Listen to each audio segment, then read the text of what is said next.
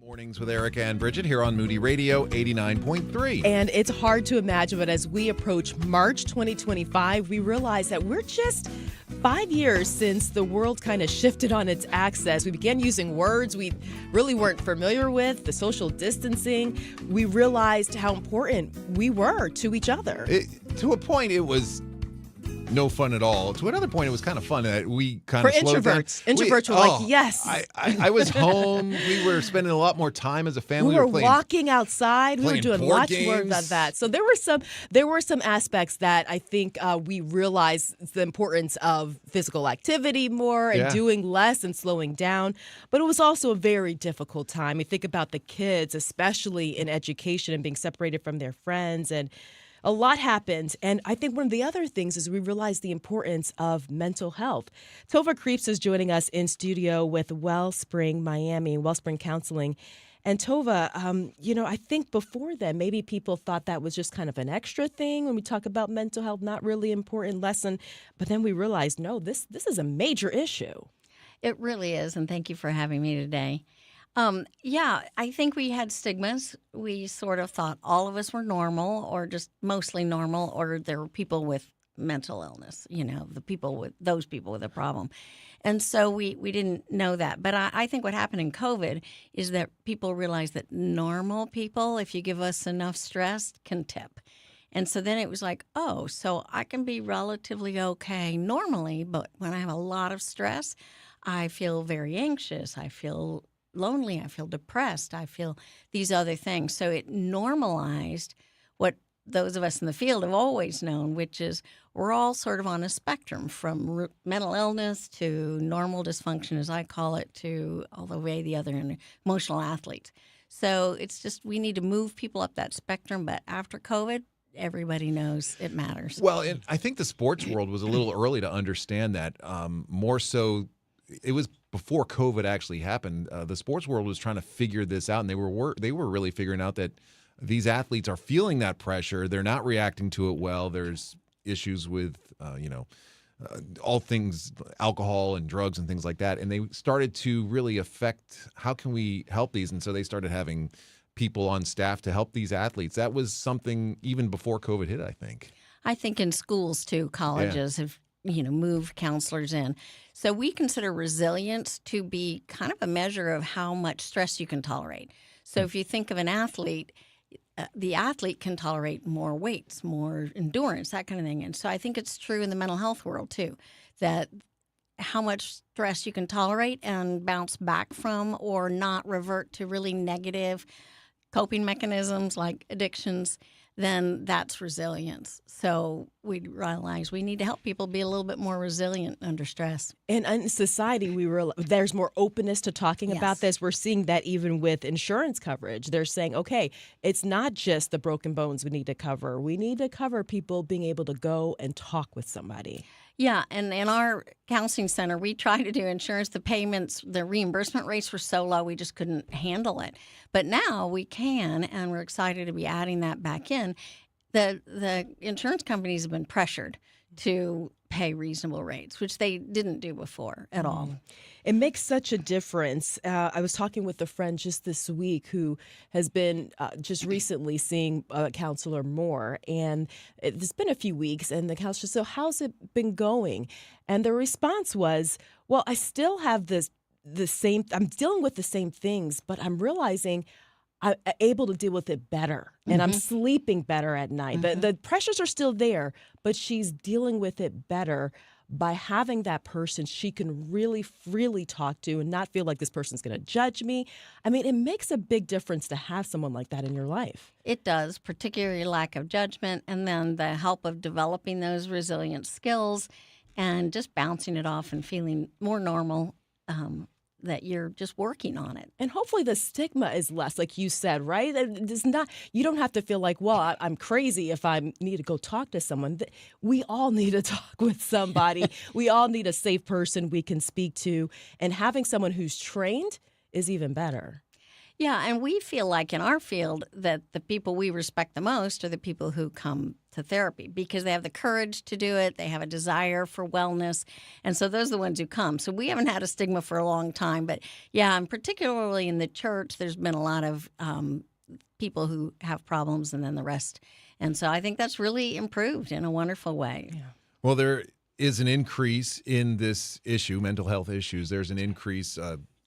The statistics you gave us, 18 to 34-year-olds, 50% increase in the awareness of this. So what's causing that? What is happening here besides everyone having a cell phone in their pocket? What other problems are causing these issues to bubble up? Well, the theorists are working hard at that because suicide is up, depression, anxiety, particularly in young people, is up. So we're not totally sure about that. We have, so the theorists say, where you started with, I can't ignore our cell phones, our devices, because it is actually considered one of the major issues. And so it's a combination of the constant interruptions, the speed of life that we have now. We used to have to wait for snail mail to come, so you had a little space between things. Now there's no space at all. There aren't weekends. Things are happening all the time. So it is a major effect on things. But I think there are other things. So discord in our society, political discord, sort of a loss of trust in the government and the leaders. So there's a I don't know who to turn to, my truth, your truth, which I don't believe in, by the way. But there's just a sense that it's unstable.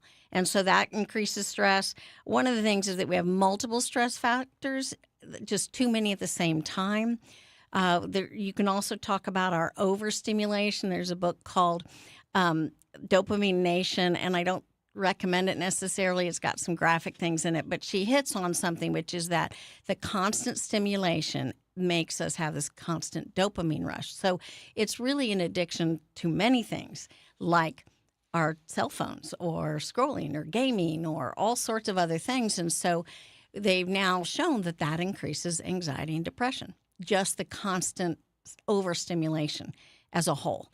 So getting back to 1979, is that helpful for us where we actually turn back the clock, found a magazine, read the newspaper, opened up a book, went to church on a Wednesday evening? I mean, are these things that we should probably get back to, or is that not going to be helpful at all? I think it'd be very helpful. I don't know if it's possible.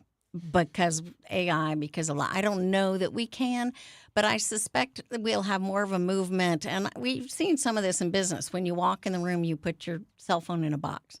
You drop it off, and you have moments or retreats of pulling away. So I think maybe there's hope for modifying it and kind of recognizing this is affecting me, and I want to be focused. I want to be present.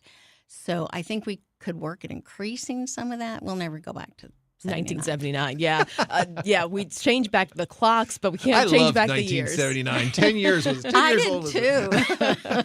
Well, Tova Kreps is with us today. Kreps, am I saying that right? Kreps. It's Kreps. Kreps, thank you. So Tova Kreps is with us. Wellspringmiami.org is the where you can go to find out about her organization that's helping to bring mental health issues to the forefront now, especially in the church and in Christianity. We talked about destigmatizing. Sometimes we think, well, if you're dealing with emotional issues, that's just something you just pray about and you move on, right? Shouldn't that be enough?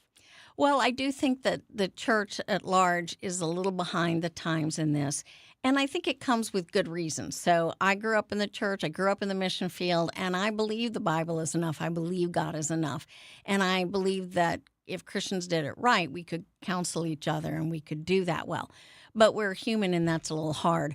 But I do think there is a holdout that says everything that's in your mind is spiritual or knowledge-based. And so we can moralize or tell people this is what the Bible says to do, but we're not necessarily attending to the fact that maybe they can't. So I believe there are real organic issues. There is PTSD, which is totally a brain issue. There are things that are in addition. And so we browbeat people. You wouldn't go to your knee surgeon and expect them to only read the Bible to do your knee surgery. because we recognize there are skill sets that are beyond. There's science, and science, I believe, always validates God. The more we study, we always come back to what he said all along, but the Bible is not a textbook for science. And so the same thing is true of the mind. The brain is an organ, and we need to admit that and address that and recognize people are complex. Sometimes it's spiritual, sometimes it's moral, sometimes it's a lack of Bible knowledge and understanding, and sometimes it's mental health. Are you saying that the counselor and the pastor should be working almost hand in hand with the congregation to bring help about? Yes. So I think one of the things that would help is for people in the pulpit, and some of them do this very well, but some never touch it. There's some statistics about how little mental health is talked about in the pulpit, and it's very small. And so I think someone in leadership to just normalize depression or to talk about that, just like they talk about, let's pray for so-and-so for health reasons, but just even if you don't make that public, just acknowledging that's true can really help people. Yeah.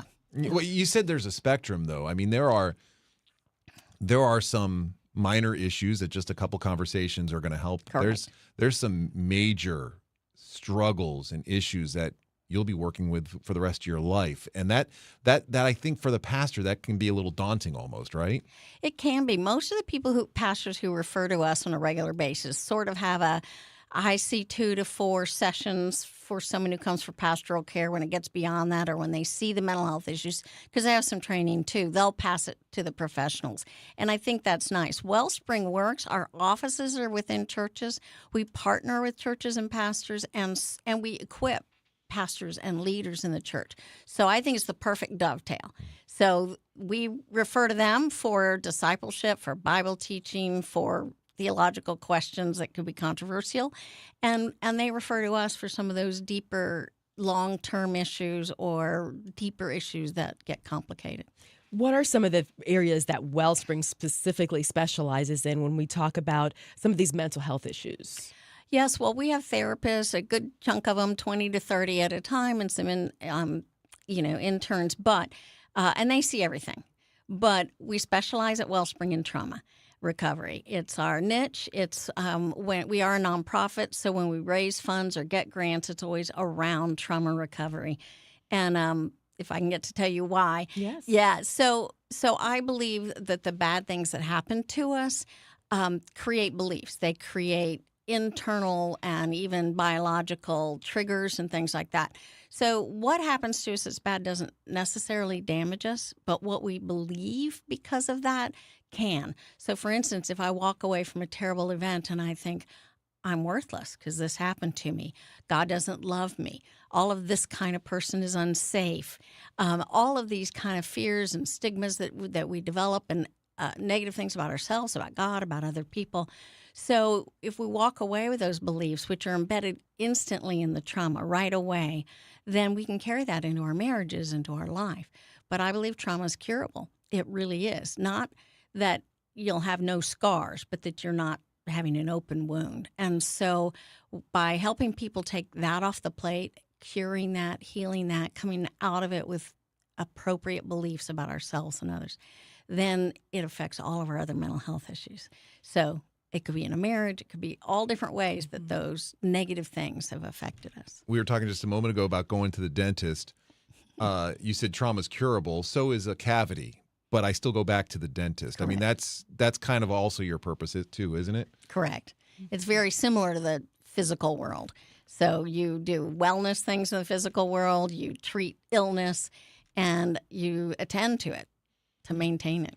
What would you say to someone who's listening today who's like, yeah, I've been noticing something a little off, and I've been thinking about reaching out to a therapist, to a counselor, but maybe I'm okay. Maybe you could just, keep praying and I'll be fine. What would you encourage them to do to take a step towards mental health? Well, I think kind of looking for a safe place, recommendations from people, a place to land that you can trust going to. Obviously, talk to family and friends and church people first, but if it's still lingering, then coming in, making a call, making an appointment. It can always be a one-time consultation where that you just say, hey, this is where I am. I'm a little concerned, and they can say, just do these self-help things, move on. Or they could say, let's work on this with you. Or ideally, the client comes in and they set the goal. for, this is what I want to do better. Help me. Yeah.